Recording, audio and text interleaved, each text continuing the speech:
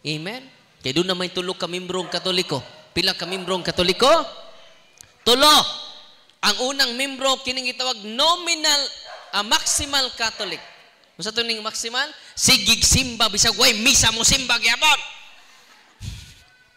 Mao ni mga katikista, minister, no? Maximal Catholic. Ay kaduhang Katoliko, kining gitawag nominal Catholic.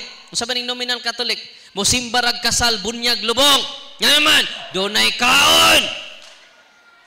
Mao ning Christian. Kung sa ning mga Katoliko, Christian. Tiyan regionahona.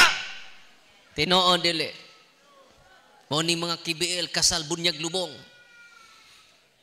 Nominal Catholic. Unsa may minig nominal Catholic by name? Katoliko lang sangan. Mani kaduhang membros Katoliko. Ang ikatulong Katoliko kay dunay kasal dito ra simbahan, gawa simbahan. Dunay lubong adto ra gawa simbahan. Di mo sud sa simbahan. Mani katulong nga Katoliko.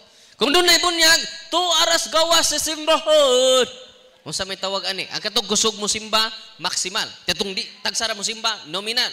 Ang ikatulo, kay di man mo sudyo simbahan, animal.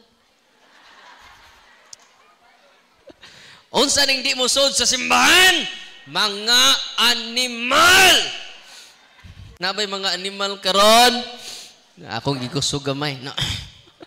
O nang katawhan sa Dios nga niya dinhi karon, dili pare ang inyong gianha sa simbahan. Kinsa atong gianha sa simbahan? Ang pan sa kinabuhi.